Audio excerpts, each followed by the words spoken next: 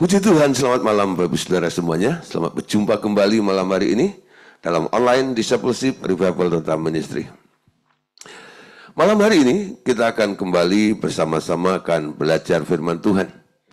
Tema yang akan kita bahas malam hari ini yaitu tentang kehancuran, ya, atau brokenness. Nah, saudara, tentang kehancuran. Wah, ya, temanya sedikit menakutkan. Ya. Kenapa sih kehancuran kok mesti dibahas? Kenapa enggak membahas saja tentang pemulihan atau sesuatu yang enak-enak gitu ya? Saudara, ya,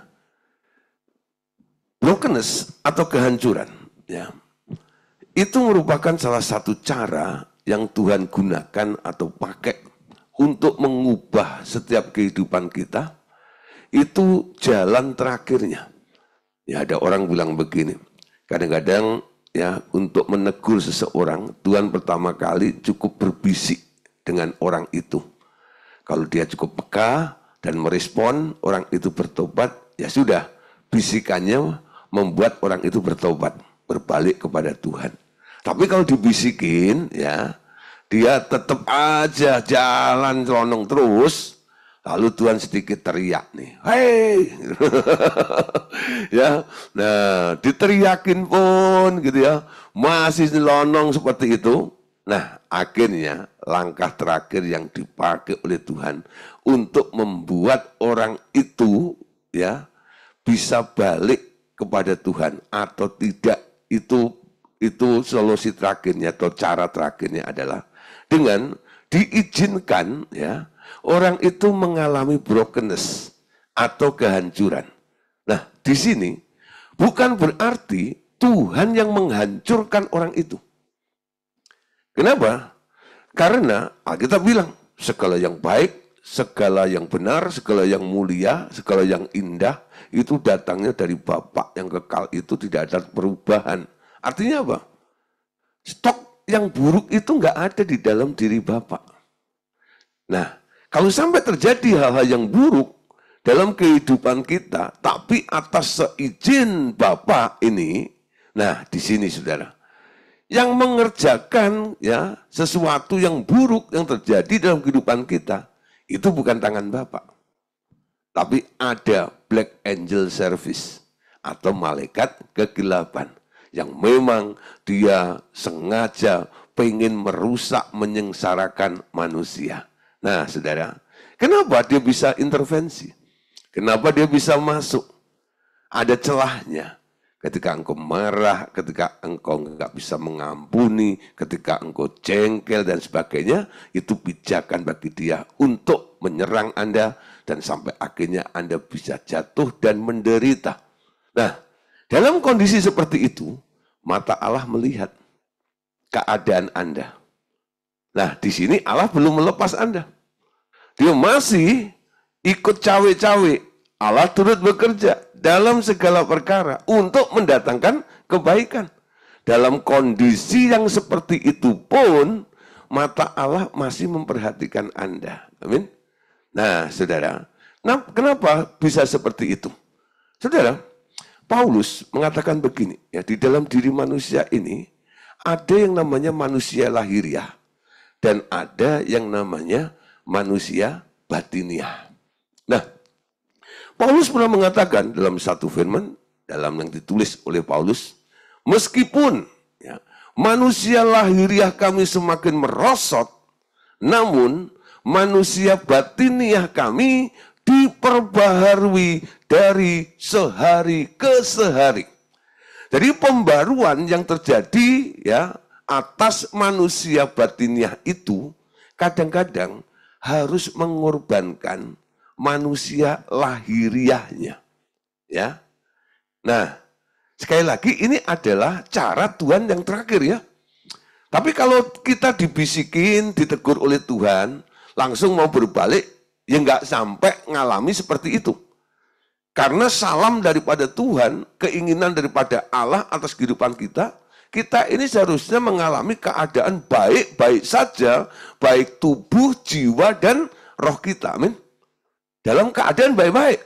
Nggak ada yang menderita. Nggak ada yang mengalami kerusakan. Nggak ada yang mengalami masalah. Harusnya seperti itu. Itu rencana Allah. Amin. Tapi saudara, karena Allah sangat mengasihi, dan Allah tidak mau Anda itu nantinya akan masuk ke dalam neraka. Nah, oleh karena itu, Tuhan izinkan sesuatu yang buruk itu terjadi dalam kehidupan kita. Amin. Oke saudara, kita akan masuk ya materi kita. Lambat atau cepat seseorang yang hidup sungguh-sungguh untuk Tuhan Yesus akan menyadari juga bahwa sekalipun ia telah melayani Tuhan, ya, sudah hamba Tuhan artinya. Sekalipun sudah mengalami pelayanan pelepasan dan hidup dalam pengakuan iman. Wah, ini keren ya. Udah melayani Tuhan, ya, udah ngalami di tengking sana, tengking sini, betul ya. Dan hidup dalam pengakuan iman, tapi masih juga ada semacam kendala dalam pergaulan dengan sesamanya. Sehingga orang lain menyentuh manusia lahiriahnya dan bukan manusia batiniahnya.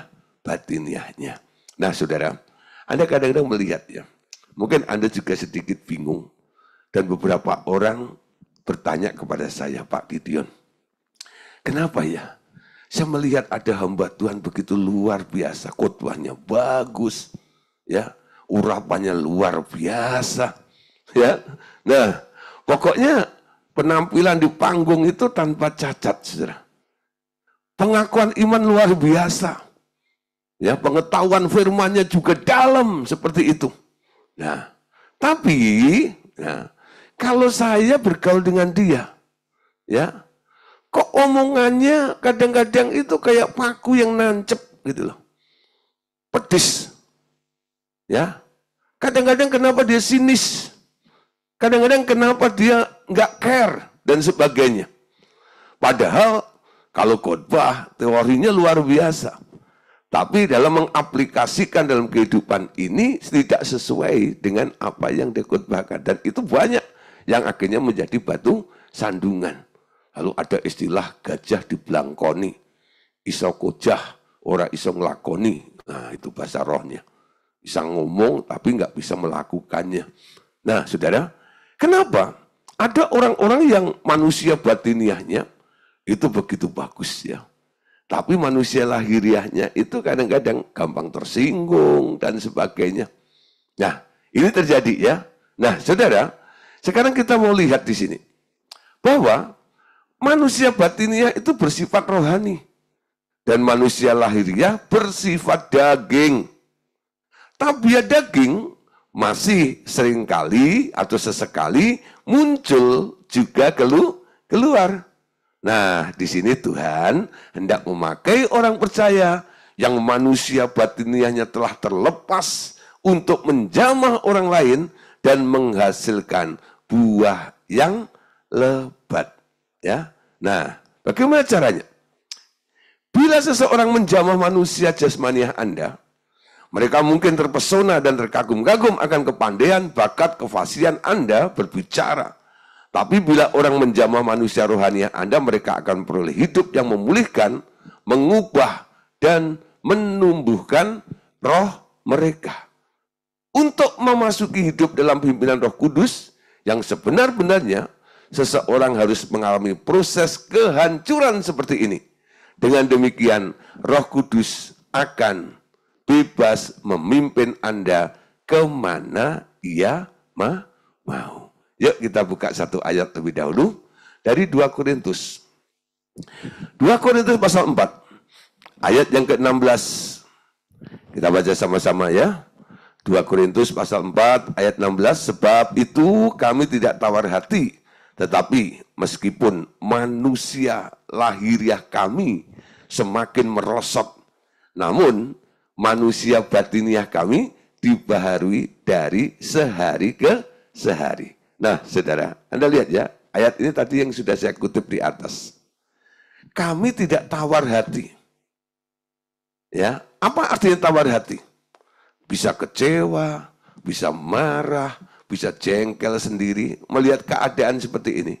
Meskipun manusia lahiriah kami semakin merosot, namun manusia batiniah kami dibaharui dari sehari ke sehari. Jadi saudara, kalau orang nggak mengerti tentang progres Allah, bahwa kita mau dijadikan serupa, menjadi serupa dengan Dia, atau disempurnakan seperti Bapa sempurna, targetnya ke sana, mereka terus memperhatikan keadaan dagingnya saja. Yang penting diberkati, ya. Yang penting tubuhnya sehat walafiat, gitu ya. Nah, mereka nggak terlalu memperdulikan pertumbuhan rohaninya. Tapi orang-orang yang memperhatikan, ya, fokus kepada pertumbuhan rohaninya, kadang-kadang mereka rela untuk ya capek-capek sedikit nggak apa-apa, ya toh. Nah, untuk apa? Ya, untuk memberi ruang kepada manusia batiniahnya ini. Sehingga ayat tadi itu bisa Anda terima tanpa Anda harus mengalami tawar hati. Sehingga Anda bisa berkata seperti Paulus ngomong, tetapi meskipun manusia lahiriah kami semakin merosot, namun manusia batiniah kami dibaharui dari sehari ke sehari. Nah, saudara, coba sekarang kita flashback dalam kehidupan kita. Apa yang sedang Anda kejar? Pencapaian Anda itu kemana arahnya? Ya, Anda start dari mana? Lalu Anda menuju nanti finishnya itu kemana? Ini penting sekali. Saya sebagai pemimpin rohani, ada beberapa orang yang saya bimbing, ya, saya memperhatikan arah hidup mereka. Nah, Paulus pun juga, saudara. Ketika dia memimpin banyak orang, dia menegur jemaat di Galatia. Kita lihat dalam Galatia 3, ayat yang ketiga. Adakah kamu sebodoh itu? Kamu telah mulai dengan roh. Maukah kamu sekarang mengakhirinya di dalam daging? Ya. Mulai dengan roh. Ya. Tapi mengakhirinya dalam daging. Nah, saudara, memang ada orang-orang kadang-kadang yang awalnya kedagingan, tapi lama-lama dia insaf, dia sadar, lalu hidupnya berubah jadi rohani. Betul? Bagus. Ya. Nah, lebih bagus mana? Memulai dengan daging, mengakhiri dengan roh, atau memulai dengan roh dan mengakhirinya dengan daging? Jelas lebih baik mulai dengan daging, tapi diawali dengan roh, ya. Tapi sebenarnya harusnya, ya, daging itu nggak boleh ikut campur lagi. Ketika Anda percaya kepada Tuhan Yesus, nomor satu adalah salibkan dagingmu. Dan Anda mulai hidup sebagai anak Allah yang dipimpin oleh roh Allah, betul? Matikan perbuatan-perbuatan daging itu. Jadi startnya dari mana? Dari roh harusnya. Ya, dari rohani, semakin rohani, dan semakin rohani. Amin. Nah, nggak apa-apa lah, kan masih jauh ya. Hari ini kedagingan juga nggak apa-apa. Nanti kalau saya sudah bosen, sudah insaf, saya kan rohani. Anda nggak bisa berpikir seperti itu, ya. Nah, ketika Anda mendengar firman, Alkitab berkata, ketika dikatakan hari ini jangan keraskan hatimu, betul? Inilah titik start Anda untuk memulai langkah hidup Anda. Paulus tadi katakan, adakah kamu sebodoh itu? Kamu telah mulai dengan roh. Maukah kamu sekarang mengakhirinya di dalam daging?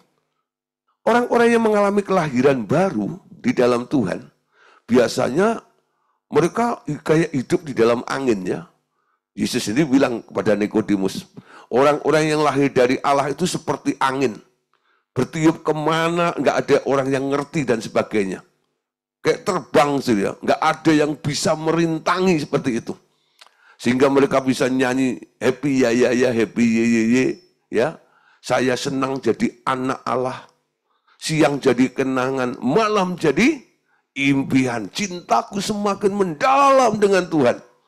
Wah, tiap hari tidak ada, ya, acara lain. Cari Tuhan, cari Tuhan, cari Tuhan. Itu namanya cinta mula-mula. Saya pernah mengalami cinta mula-mula seperti itu. Memang saya dari kecil anak pendeta, jadi orang Kristen. Tapi setelah saya mengalami kelahiran baru, cinta mula-mula itu luar biasa. Ya, saudara, apa terjadi? Ya, jarak tempuh waktu itu bukan persoalan lagi. Ketika mendengar ada acara ini, acara itu, pengennya ikut, kita hati ke sana. Ya, yang dicari apa? Ya, walaupun bayar nggak apa-apa, ongkos juga nggak apa-apa. Yang penting rohku dipuaskan. Rohku dipuaskan, dicibir orang, diomongin orang, ngapain sih gini nih. Anda EGP udah ya. Emang gue pikirin, yang penting roh saya menyala-nyala dengan Tuhan. Itu artinya, Anda sedang memulai dengan roh, kan? Kobarkan terus. Jangan padam. Sehingga Paulus katakan, jangan kamu sebodoh itu. Kamu telah memulai dengan roh, maukah kamu sekarang mengakhirinya di dalam daging.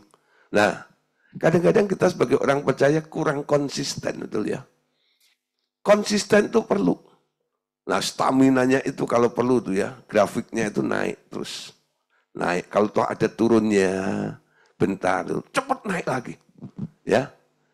Jangan Anda turun lagi. Lalu Anda mulai lagi dari daging lagi untuk menuju roh lagi. Anda nggak nyampe-nyampe nantinya. Amin. Galatia 6 ayat 8, perhatikan.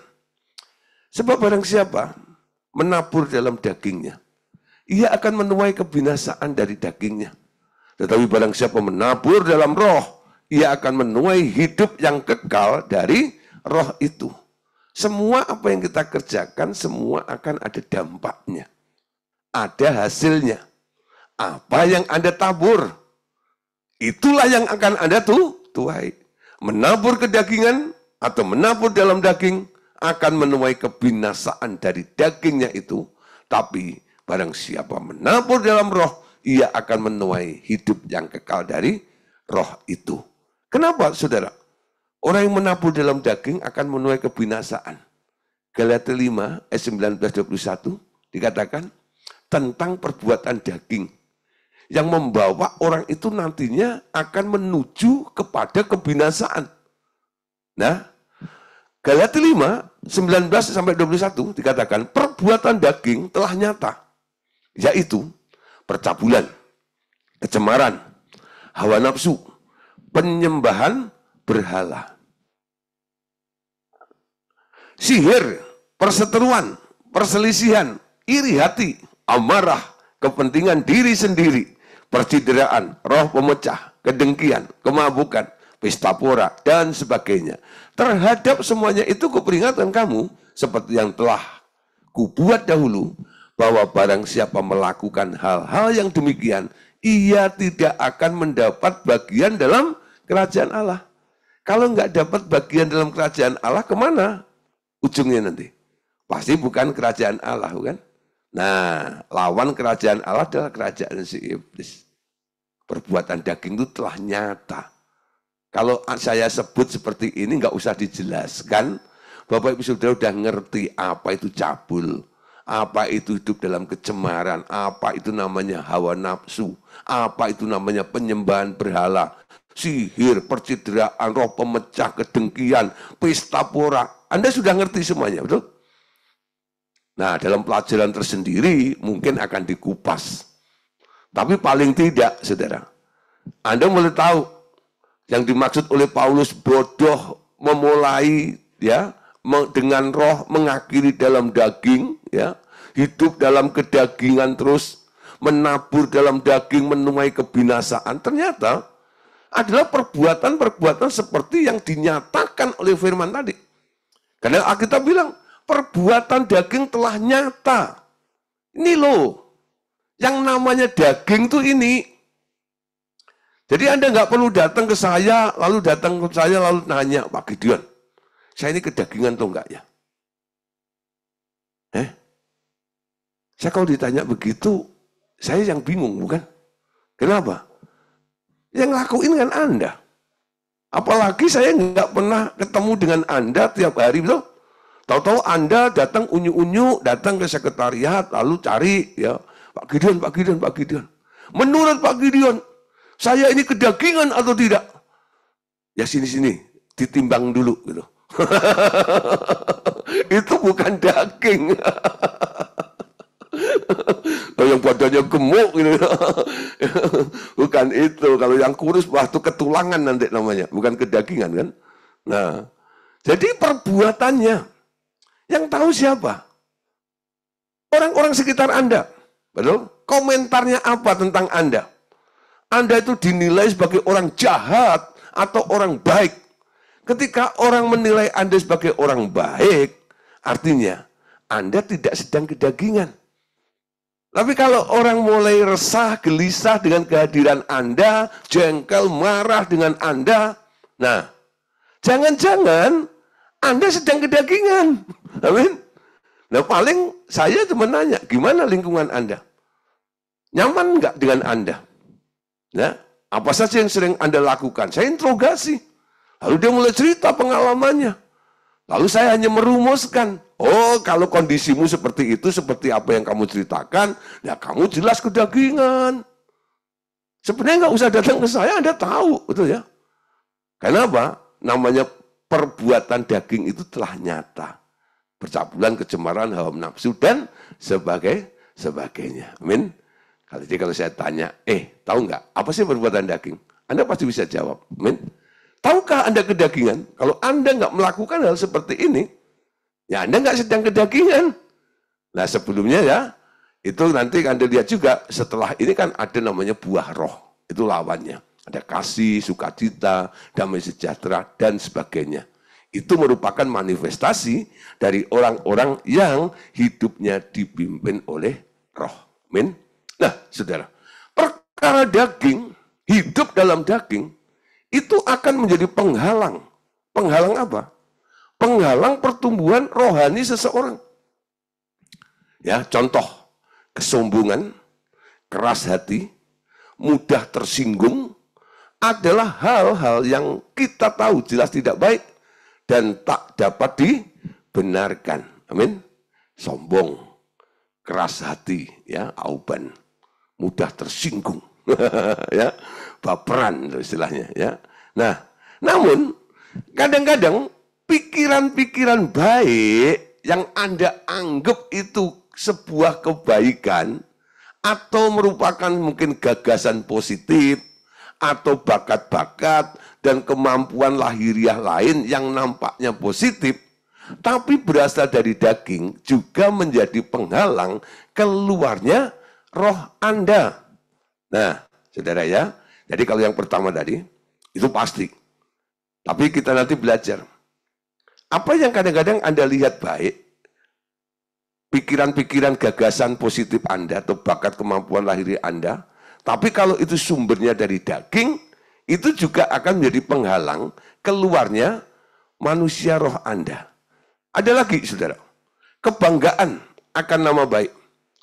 Ya, nama baik keluarga, garis keturunan, pendidikan yang baik. Seringkali juga perlu proses dihancurkan. Karena Allah ingin kita hanya bangga akan Yesus dan kasihnya saja. Ya, ada orang kadang-kadang ya, mereka kelihatannya mengalah gitu ya. Lalu ya kalau Anda lihat mungkin ya ada drama atau apa di TV gitu ya. Lalu Anda lihat ya satu yang disajikan di sinetron tuh. Kadang orang dicepet, dihina, ditindas ini dan sebagainya. Dia ngalah terus. Tapi satu kali, karena lawannya itu tahu-tahu, dia nyinggung nama orang tuanya. Lalu dia mulai marah. Kamu nyinggung saya, gak apa-apa. Kamu melukai saya, gak apa-apa. Tapi jangan sebut nama mamiku ya. Ada yang seperti itu loh. Betul ya? Nah, sampai dia bilang gitu, wah orang kalau melihat seperti ini, orang ini bagus ya, gitu, macam gitu. Tapi saudara, itu tetap harga diri, saudara. Itu tetap harga diri. Ikut Yesus, ya, harga dirimu nol. Gitu. Karena dia mau Anda hanya bangga akan Yesus dan kasihnya saja. Gitu. bangga akan Yesus dan kasihnya saja. Oke, kita lihat beberapa ayat. Lukas 18, ayat 9 sampai ayat yang ke-10. Dan kepada beberapa orang menganggap dirinya benar dan memandang rendah semua orang lain, Yesus mengatakan perumpamaan ini, ada dua orang pergi ke bait Allah untuk berdoa. Yang seorang adalah Farisi dan yang lain ya adalah pemungut cukai. Nah, Anda tahu ya, antara orang Farisi dan pemungut cukai. Pemungut cukai itu mindernya luar biasa. Dia nggak berani ya datang kepada Tuhan, malu-malu takut karena merasa dia menjadi orang berdosa yang nggak pantas dan nggak layak. Sementara ya orang Farisi ya dia dengan menengadah, dengan sombongnya menganggap dirinya benar. Aku nggak kayak dia, nggak kayak orang ini. Aku lebih baik daripada orang itu. Nah, di sini saudara, dari cerita itu kalau Anda baca selanjutnya, akhirnya doa siapa yang didengar, ibadah siapa yang diterima oleh Tuhan. Ibadahnya pemungut cukai, orang berdosa itu. Justru yang merasa dirinya benar, merasa dirinya rohani, ya, dan menghina sesamanya itu, sembahnya atau doanya nggak dijawab oleh Tuhan. Doa orang-orang Farisi itu. Bahkan Tuhan Yesus itu menegur dengan keras tentang orang-orang Farisi. Kamu tuh kayak kuburan. Luarnya tok dicat putih, tapi dalamnya bau busuk. Ya, tulang belulang saja. Nah, itu hanya lip service-nya saja. Tapi hatinya penuh dengan kebencian, memandang orang lain rendah, betul? Menghina orang lain dengan membenarkan dirinya, aku nggak kayak dia. Di sini nggak ada, betul ya? Karena kita punya hatinya hatinya Yesus, ya, hatinya Yesus. Nah, saudara, Anda lihat di sini ini. Ketika Anda berperilaku kelihatannya jadi orang rohaniawan yang begitu luar biasa seperti orang-orang Farisi tadi, semua orang menaruh respek kepada Anda, hormat kepada Anda, ya. Nah, mungkin Anda dapat gelar atau dijulukin ya dengan istilah-istilah rohani yang keren dan sebagainya, evangelis, pastor, ya pendeta, ya dan sebagainya. Wah, Om, panggil, dihormati, dihargai seperti itu, ya. Tapi saudara, kalau hatimu tetap memandang orang lain seperti orang Farisi memandang pemungut cukai itu, ya, sebenarnya Anda itu sangat-sangat kedagingan, masih hidup di dalam daging. Nah, saudara, Tuhan Yesus membentangkan satu perumpamaan tentang penabur, juga berbicara tentang semak belukar yang menjadi penghambat pertumbuhan benih firman dan menghambatnya pula untuk menghasilkan buah. Amin. Markus 4 18-19. Dan yang lain ialah yang ditaburkan di tengah semak duri, itulah yang mendengar firman itu, lalu kekhawatiran dunia dan tipu daya kekayaan dan keinginan-keinginan akan hal yang lain masuklah menghimpit firman itu sehingga tidak berbuah. Nah, saudara, banyak faktor yang membuat kita tidak bisa menghasilkan buah atau tidak bisa bertumbuh seperti apa yang diharapkan oleh Tuhan. Jadi penghalangnya apa? Daging. Daging itu menghambat pertumbuhan. Amin. Nah, makanya daging itu harus dibasmi habis. Ya, harus dibuang habis. Makanya hari ini temanya tentang brokenness, tentang kehancuran. Kehancuran di sini bukan menunjukkan bahwa Allah itu kejam dengan Anda, tidak. Itu adalah bentuk kasih-Nya supaya Anda tidak jadi kedagingan.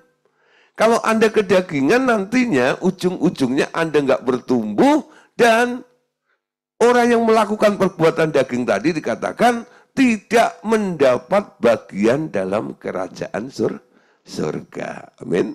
Filipi pasal 3, ayat 8 sampai 9. Malahan segala sesuatu kuanggap rugi karena pengenalan akan Kristus Yesus Tuhanku. Lebih mulia daripada semuanya. Oleh karena dialah aku telah melepaskan semuanya itu dan menganggapnya sampah. Supaya aku memperoleh Kristus dan berada di dalam Dia bukan dengan kebenaranku sendiri karena mentaati hukum Taurat, melainkan dengan kebenaran karena kepercayaan kepada Kristus, yaitu kebenaran yang Allah anugerahkan berdasarkan kepercayaan. Ini saudara, tekad yang dibangun oleh Paulus ini luar biasa. Malahan segala sesuatu kuanggap rugi karena pengenalan akan Kristus. Lebih mulia dari semuanya. Jadi dia bisa menimbang, ya, apa yang disebut tadi, hal-hal yang dimanjakan oleh daging tadi itu dianggap kerugian oleh Paulus. Karena dia mau bertumbuh, dia mau mengenal Kristus lebih lagi. Amin.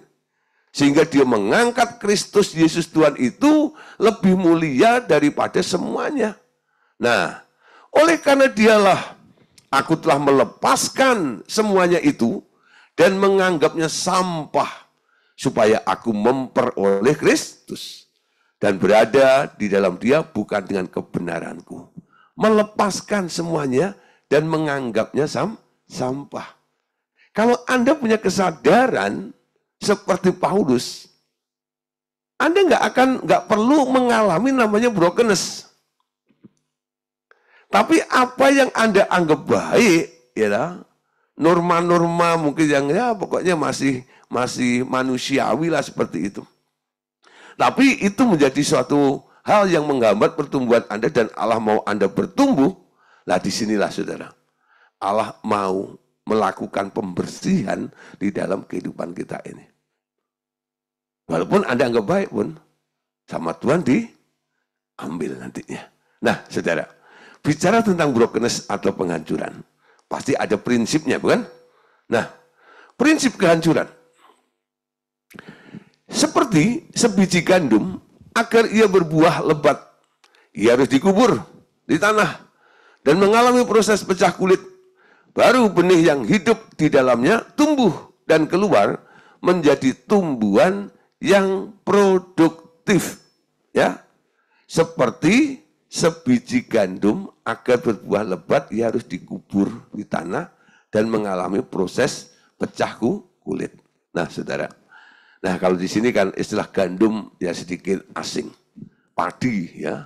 Nah, kalau padi Anda langsung ngerti ya. Orang kalau mau tanam padi, itu benih yang dulunya ada di atas gitu ya. Taruh di karung dan sebagainya. Bagaimana supaya benih itu bisa bertumbuh dan hidup lalu menghasilkan buah? Jatuh, dibuang gitu ke tanah. Setelah dibuang ke tanah, apa yang terjadi? Supaya keluar tunas, biji itu harus mengalami namanya pecah kulit. Pecah kulit. Kulit itu apa sih? Pecah kulit itu apa artinya? Pecah kulit itu artinya adalah keinginanmu dipatahkan. Sehingga Anda mau ikut keinginannya Tuhan. Kalau Anda terus memelihara keinginanmu, melanjutkan keinginanmu, nggak tunduk pada keinginan Tuhan sampai kapanpun, Anda nggak akan bertumbuh. Karena apa? Arahnya beda. Jadi penghalang manusia bertumbuh itu apa? Aku mau. Gitu ya. Harus cepat diganti dengan Tuhan mau. Kenapa Tuhan ajarkan Anda doa Bapa kami? Kenapa Tuhan nggak ajarkan kepada murid-muridnya doa Yabes yang sudah spektakuler? Kiranya Engkau memberkati aku melimpah, limpah, limpah. Oh. Ya, berkat tercurah, tercurah. Wah. Seneng luar biasa ya. Nah, doa Yabes kan doa seperti itu. Ya. Doa yang membuat akhirnya dia berhasil menerobos ini dan itu. Wah, semua orang suka dengan doa Yabes. Tapi ketika murid-murid itu ya minta diajarkan berdoa, cara berdoa, versinya Yesus. Yesus bilang, kalau kamu berdoa, doanya begini loh. Bapa kami yang ada di surga, dikuduskanlah namamu, datanglah kerajaanmu, jadilah kehendakmu di bumi seperti di surga. Intinya apa? Anda harus mengadopsi, menerima kehendak Allah itu menjadi bagian hidup Anda. Apa yang Tuhan mau, apa yang Tuhan kehendaki. Sehingga kita berjalan, kita melakukan apapun juga itu dasarnya cuma satu. Ini semua aku lakukan, aku kerjakan karena Tuhan yang suruh, Tuhan yang mau. Amin. Kalau Anda ada dalam prinsip ini, hidupmu ada di satu track Tuhan mau, namanya pertumbuhanmu itu bukan melejit kayak roket. Cepat sekali sudah. Tapi kalau Anda masih bantahan terus dengan Tuhan karena kemauanmu terlalu banyak, nah Anda mulai terus bantahan dengan Tuhan. Tawar-menawar dengan Tuhan kadang-kadang. Tapi kan. Nah, nah saudara, belajar kayak Paulus. Demi aku mengejar pengenalan akan Kristus. Aku menganggap semuanya ini adalah kerugian. Aku menganggapnya hanya sampah belaka. Aku mengejar Kristus yang jauh lebih mulia. Amin. Cara berpikirnya harus mulai dirombak. Tentang keinginanmu, kalau Anda banding dengan pertumbuhanmu dengan Kristus, kepada Kristus, menuju Kristus, harusnya, saudara, Anda harus bisa memandang. Sebenarnya ini wasting time nih. Aku harus hidup di dalam kehendak Tuhan gitu loh. Jadi nomor satu apa sih? Cari dulu kehendak Allah. Efesus 5:17 katakan apa? Janganlah kamu bodoh, tapi hendaklah kamu mengerti kehendak Allah. Jadi orang yang nggak ngerti kehendak Allah disebut apa? B-O-D-O-H. Bodoh. Kalau orang nggak ngerti kehendak Allah, walaupun dia bergerak, walaupun dia berjalan, walaupun dia melakukan sesuatu yang luar biasa, tapi saudara, kalau itu bukan kehendak Allah, sebenarnya itu perjalanan dalam kebodohan. Tuh. Nah, Paulus nggak mau jadi orang bodoh.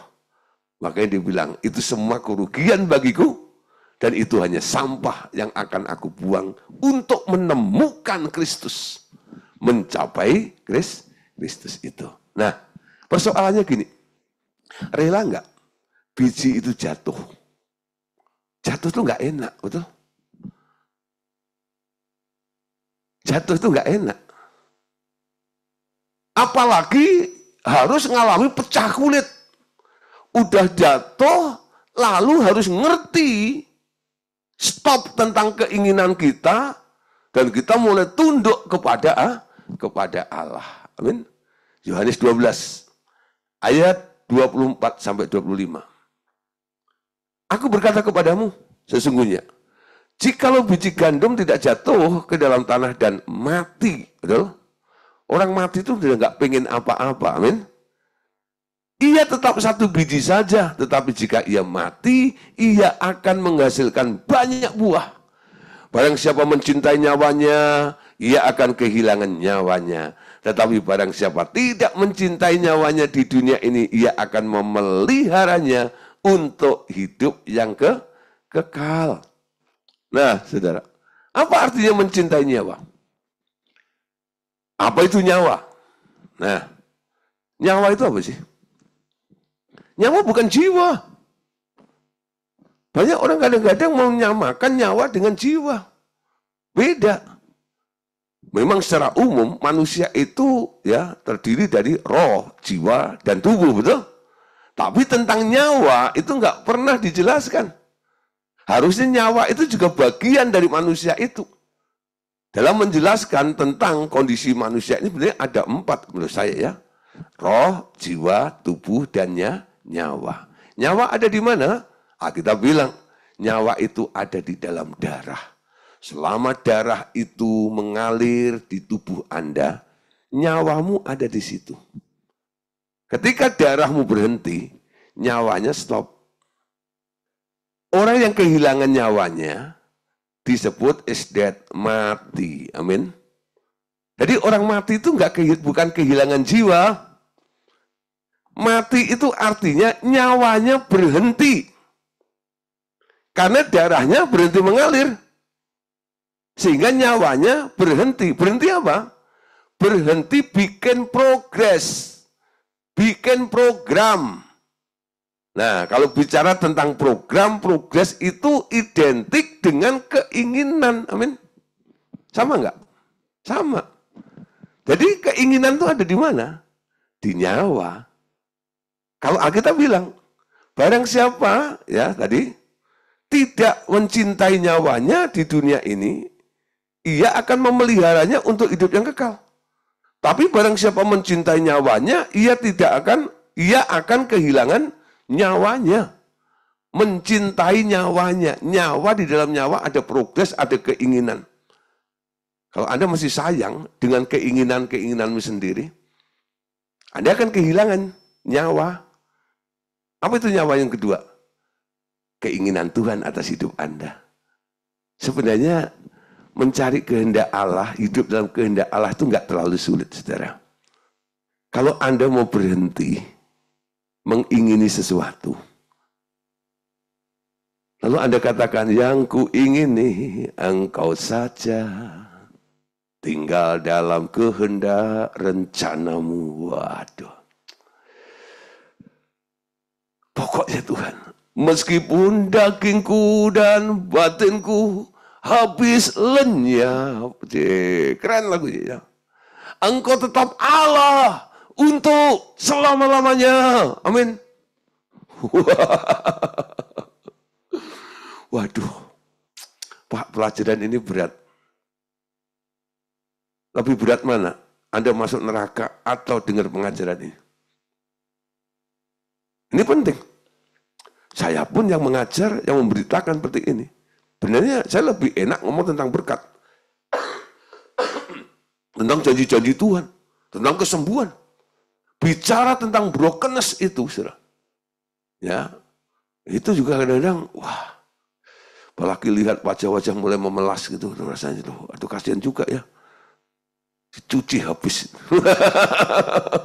Tapi ini penting juga nih, untuk apa? Supaya Anda bisa bertumbuh. Karena daging itulah yang menghambat pertumbuhan Anda. Relakan, anggap rugi daging itu. Anggap sampah itu keinginanmu. Supaya Anda bisa change, supaya Anda bisa mengganti dengan keinginan Kristus dalam diri Anda. Nah, Anda harus rela jatuh. Sesungguhnya jika biji gandum itu tidak jatuh ke dalam tanah dan mati itu udah nggak punya pengen apa-apa, betul? Iya, tetap satu biji saja. Keadaanmu ya begitu aja. Dari dulu sampai sekarang nggak pernah berubah, nggak pernah bertumbuh. Kenapa? Nggak rela jatuh, nggak rela mati, amin? Nggak rela mengalami pecah kulit. Anda masih menggenggam kuat keinginanmu sendiri. Nggak mau pindah ke area keinginan Allah. Amin. Nah, contoh yang lain, saudara. Ibaratnya, seperti minyak narwastu yang mahal.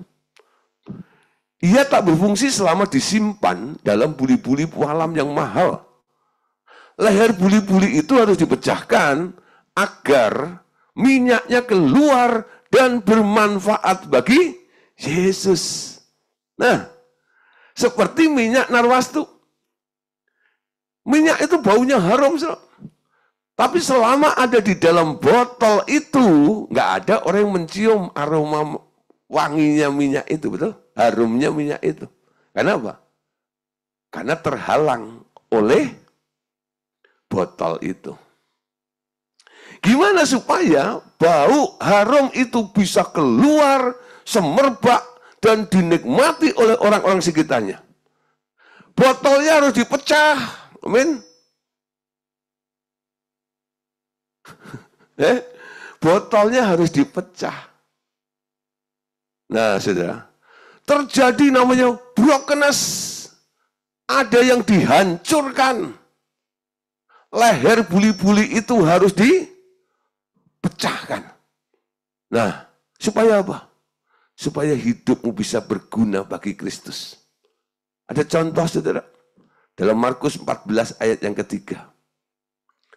Ketika Tuhan Yesus berada di Betania, di rumah Simon si Kusta, dan sedang duduk makan, datanglah seorang perempuan membawa suatu buli-buli pualam berisi minyak narwastu murni yang mahal harganya. Ya, mahal harganya. Setelah dipecahkannya, leher buli-buli itu dicurahkannya, minyak itu ke atas kepala Yesus. Perhatikan di sini, ya. Setelah dipecahkan leher buli-buli itu, dicurahkannya minyak itu ke atas kepala Yesus. Sehingga sontak murid-muridnya gusar. Apa-apaan nih? Ya, berbagai alasan. Ada yang bilang, Yesus orang kudus, ngapain mau diurapi sama orang berdosa seperti itu? Tapi ada juga yang berpikir lain. Buat apa pemborosan seperti ini?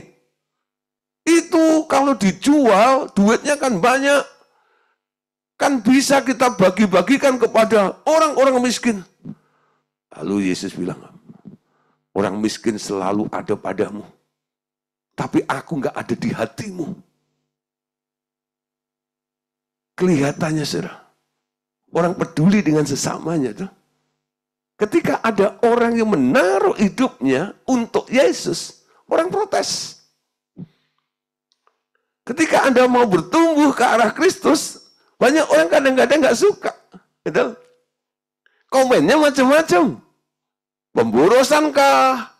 Ya, mana mungkin lu kayak begitu, orang kan berdosa ini dan itu. Tapi Tuhan membela perempuan itu. Tahu nggak perempuan ini? Dia telah melakukan sesuatu yang tepat untuk aku. Dia mempersiapkan penguburanku. Dan namanya akan diingat selalu.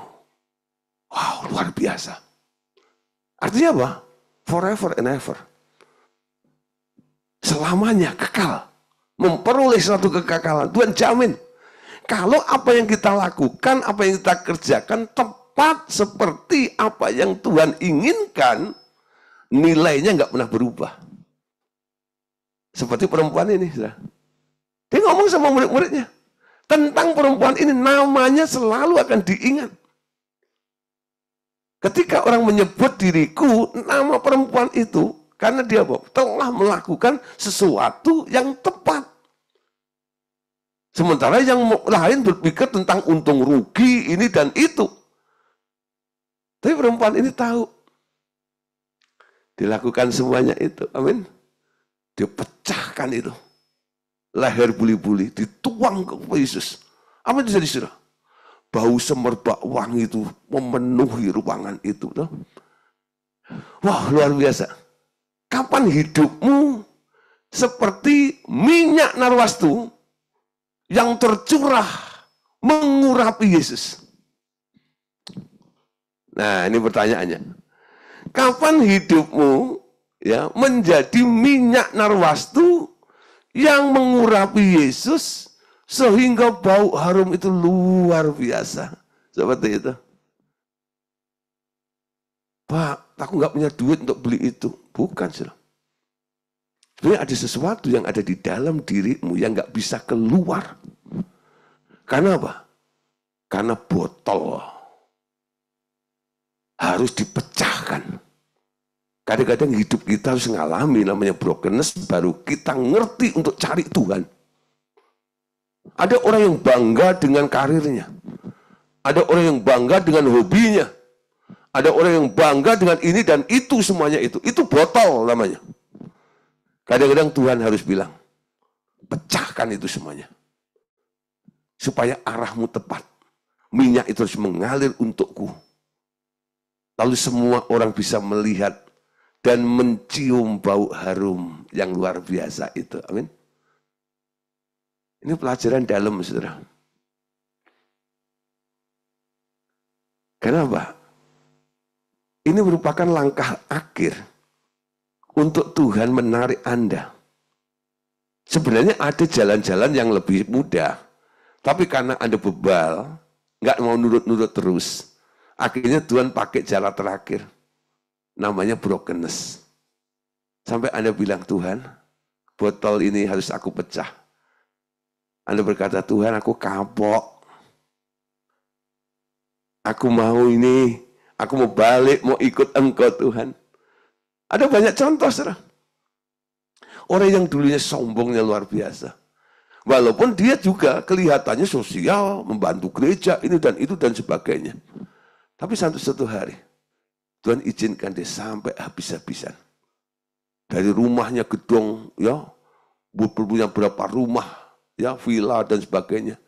Sampai akhirnya harus kontrak rumah di satu gang.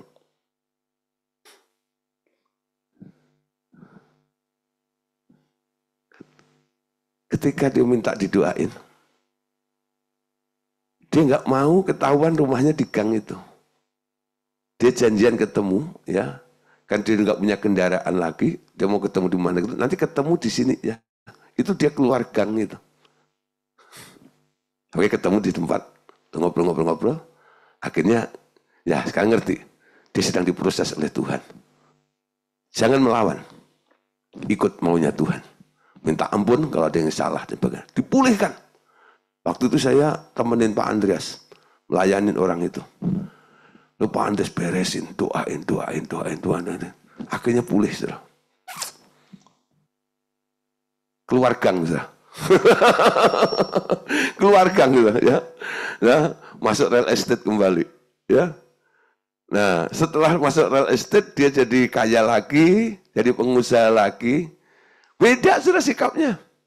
Nggak kayak dulu. Ya, dulu itu memandang kalau ada hamba Tuhan datang gini kalau macam kayak dia buang uang receh gitu loh, ngerti ya? Cara memandangnya gitu loh, walaupun dia kasih, tapi memandangnya seolah-olah itu, lu butuh gua kan? Sekarang beda, saudara. Cara memandangnya berbeda, berubah sekarang, karena hatinya sekarang diubah menjadi hatinya Yesus. Nah, saudara. Tadi dikatakan bahwa Tuhan Yesus menyatakan bahwa kulit itu adalah nyawa atau life atau fish. Ya, cinta akan nyawa sendirilah yang menghalangi pecahnya kulit itu. Dan kulit itu harus dipecahkan agar isinya keluar seperti botol tadi. Amin. Nah, ketika Anda mengalami brokenness, di mata Tuhan Anda seperti apa? Mazmur 51 ayat 18 sampai ayat yang ke-19. Sebab engkau tidak berkenan kepada korban sembelihan, sekiranya ku persembahkan korban bakaran, engkau tidak menyukainya. Korban sembelihan kepada Allah ialah jiwa yang hancur. Hati yang patah dan remuk tidak akan kau pandang hina, ya Allah. Amin. Nah, jadi jiwa yang hancur, ya. Jiwa yang hancur tidak kau pandang hina. Betapa besar kasih. Nah, hati yang hancur jiwa tidak kau pandang hina. Saudara, kalau Anda membaca Mazmur 51, itu satu perikop judulnya apa sih? Pengakuan dosa Daud.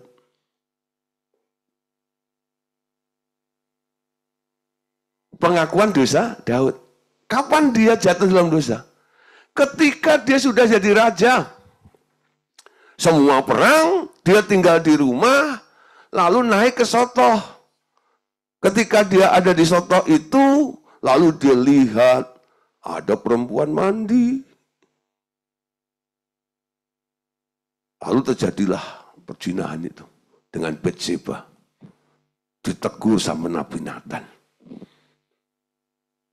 Ketika ditegur sama Nabi Nathan, Daud itu hancur hatinya. Tuh. Wah, lalu dia bilang, korban sembelihan kepada Allah ialah jiwa yang hancur. Dia menyesal kepada Tuhan. Tuhan, ampuni saya. Tuhan tidak memandang hina kepada Daud. Betul? Anda tahu akhirnya Daud. Daud itu dipilih oleh Allah.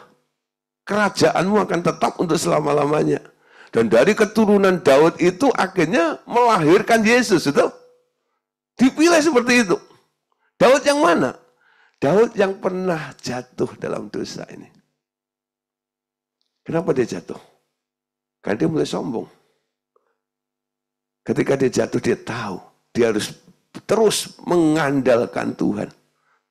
Dia bilang, Tuhan, aku mau mengajarkan pengalamanku ini kepada banyak orang. Supaya orang lain tidak jatuh sama seperti aku mengalami kejatuhan seperti ini. Brokenness. Jadi peristiwa kejatuhan Daud itu merupakan sebuah brokenness. Ketika dia datang pada Tuhan, Tuhan ampuni, betul? Tuhan ampuni, Tuhan pulihkan. Hidupnya jadi benar. Dulu Daud itu kalau memandang orang berdosa, dia bisa menghina. Ah, kamu, orang kok begitu. Enggak kayak saya gitu loh, orang kudus. Tapi setelah dia ngalami jatuh, ketika dia melihat orang jatuh, dia tahu, dia ngerti apa itu artinya jatuh. Amin. Kalau nggak ditolong Tuhan, aku jadi apa? Melihat orang yang jatuh seperti itu, Anda tetap akhirnya punya etikat. Aku harus tolong orang ini supaya orang itu tidak terjerembab terus di perasaan terdakwa, tertuduh tidak layak itu. Anda bawa pada Tuhan, perkenalkan Tuhan.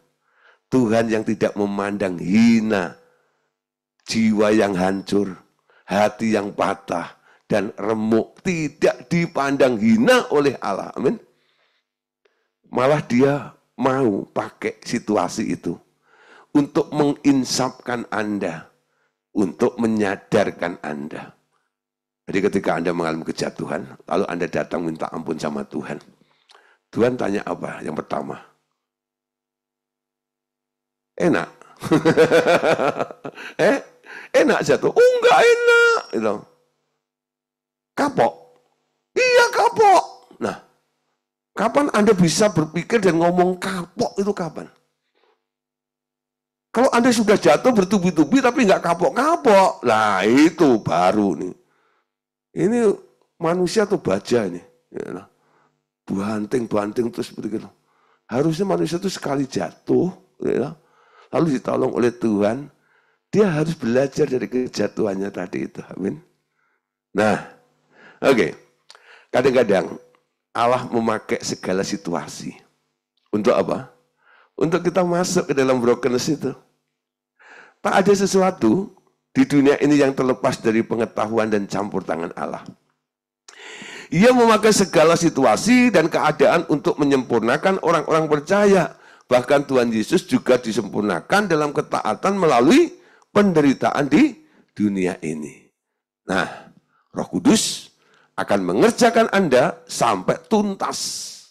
Kadang-kadang ia mempergunakan orang lain juga untuk menggarap Anda. Mungkin seorang yang Anda anggap remeh, Anda tak suka kepadanya, atau bahkan Anda benci kepadanya. Ia akan menggarap Anda dalam bidang pikiran, dalam bidang emosi, dan dalam bidang kemauan Anda. Apa yang bersifat kedagingan akan dihancurkan agar yang rohani keluar dari roh Anda yang telah dibaharui oleh Roh Kudus. Ada seorang ibu, ya, dia kesaksian. Jika saya khotbah di satu gereja, ibu ini diundang untuk bersaksi. Ketika saya mendengar saksi, wah ini ibunya kok lama banget ya kesaksiannya. Saya khotbah nanti berapa jam? Ya sudahlah, saya bilang ketika dia mulai saksi, ada satu poin yang saya dapat. Ya, kenapa harus diundang di sini? Oke, jatah saya 45 menit khotbah, akhirnya tinggal setengah jam. Gara-gara apa? Di diskon sama ibu tadi kesaksiannya. Ya. Nah intinya gini, ibu tuh bilang gini, saudara, saya tuh dulu sombong. Saya anak orang kaya, saya nikah sama suami kaya, yang kaya juga, dan sebagainya. Ya, saya anggap saya sudah sempurna, bisa ini, bisa itu, ya, nggak kekurangan dalam ini dan sebagainya. Tapi satu kali, saya punya pembantu, ya. Saya anggap pertama pembantu saya itu terlalu berani dan kurang ajar sama saya. Dia tuh kok bisa ngomongin saya gitu loh. Saya tersinggung. Gitu. Lalu saya marah, saya bentak. Pembantu takut. Lari masuk kamar, sudah kunci gitu loh. Kenapa? Wah dia udah geram gitu ya. Nah, ketika dilihat semua pembantu udah ketakutan, itu dia nggak kejar. Ya. Dah, akhirnya dia masuk ke kamar sambil merenung gitu ya. Ini orang gitu, gak tahu diri, cuman pembantu. Berani-berani ngomong gitu sama nyonya, sama saya. Saya kan nyonyahnya, bosnya. Gitu. Ketika dia sedang begitu, Tato Roh Kudus ngomong. Itu kalimat yang diucapkan oleh pembantu ini mendengung lagi. Menjadi rema bagi ibu ini. Terus akhirnya dia berpikir, ya, kenapa selama ini kok nggak ada orang yang mau berani mengingatkan saya? Karena orang-orang di sekitarmu, dia hanya memanfaatkan kamu. Itu pembantumu tulus. Dia nggak mau kamu cilaka, dia nggak mau kamu binasa. Itu Roh Kudus menjelaskan begitu luar biasa kepada ibu ini. Ibu itu nangis. Dia ketok kamar pembantu. Pembantunya malah takut. Mau digolok atau gimana. Lalu dia teriak. Ya, dia panggil. Ada, mbak, ya. Jangan takut, saya nggak marah kok. Gitu. Saya mau terima kasih sama kamu. Gitu. Dengar kalimat itu langsung dibuka. Gitu ya. Pembantu dipeluk sama dia. Untung kamu ngomong. Untung kamu berani ngomong gitu sama saya. Kalau enggak, saya enggak ngerti saya ini sedang ada di dalam jalur, dalam apa sesuatu yang salah yang saya lakukan.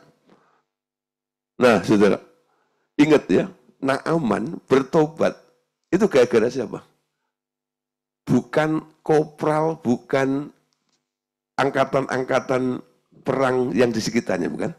Ketika dia pulang, dia buka baju, ya, pembantunya lihat dia kena kusta. Pembantu ini kasihan, dia ngomong, Tuhan, di Israel ada yang bisa nyembuhin, itu resiko, bukan? Nah, akhirnya Naaman sana. Ketemu Elisa, suruh mandi di Sungai Yordan 7 kali celupin di situ, sembuh total, betul kan? Perubahan terjadi. Kadang-kadang Tuhan bisa gunakan pakai, ya, situasi di sekitar kita, orang-orang yang mungkin kita anggap rendah dan sebagainya. Tuhan bisa ngomong gitu, ya. Ada yang dia lihat ternak itu ya, ada binatang itu, lalu dia dapatkan pengertian, ya, bisa seperti itu. Nah, ya, nah saudara, itu perhatian Tuhan. Dia sangat mengasihi dan memperhatikan kita. Kalau burung pipit aja, ya, itu dipelihara dan diperhatikan oleh Tuhan, Anda pun juga. Amin. Lukas 12 ayat 6 sampai 7. Perhatikan. Bukankah burung pipit dijual 5 ekor 2 duit? Sungguh pun demikian tidak seekor pun daripadanya yang dilupakan Allah. Nah, berarti kan dilupakan Allah. Bahkan rambut kepalamu pun terhitung semuanya. Karena itu jangan takut, karena kamu lebih berharga daripada banyak burung pipit. Amin. Tidak dilupakan. Dihitung semuanya. Allah itu cermat loh dengan Anda. Ketika Anda mengalami keterpurukan, ya kejatuhan, Anda jangan menyalahkan dirimu sendiri. Coba datang pada Tuhan, Tuhan kenapa saya jatuh? Kenapa saya ambles? Kenapa saya terpuruk? Nanti Tuhan akan ngomong. Karena Tuhan tidak memandang rendah, tidak memandang hina orang yang sedang jatuh. Dia enggak ngomong begini, syukurin. Itu enggak. Dia akan tunjukkan jalan-jalanmu. Kamu jatuh gara-gara ini. Cepat balik, cepat bertobat. Aku mengampunimu. Aku mendukungmu. Aku akan memulihkanmu. Datang pada Tuhan. Dia perhitungkan. Rambut kepalamu aja dihitung. Semuanya. Ya. Jadi Tuhan bisa memakai segala sesuatu. Nah, ayat penutup untuk malam hari ini. Besok kita lanjutkan selanjutnya. Roma 8, 28 sampai 30. Kita tahu sekarang bahwa Allah turut bekerja dalam segala sesuatu untuk mendatangkan kebaikan bagi mereka yang mengasihi Dia, yaitu bagi mereka yang terpanggil sesuai dengan rencana Allah. Sebab semua orang yang dipilihnya dari semula, mereka juga ditentukannya dari semula untuk menjadi serupa dengan gambaran anaknya. Supaya ia, anaknya itu menjadi yang sulung di antara banyak saudara. Dan mereka yang ditentukannya dari semula, mereka itu juga dipanggilnya. Dan mereka yang dipanggilnya, mereka itu juga dibenarkannya. Dan mereka yang dibenarkannya, mereka itu juga dimuliakannya. Ingat bahwa Allah turut bekerja dalam segala sesuatu untuk mendatangkan kebaikan. Amin. Oke, Bapak Saudara, puji Tuhan. Malam hari ini sampai di sini. Besok kita akan lanjutkan bagian yang kedua tentang brokenness atau kehancuran. God bless you. Tuhan Yesus memberkati.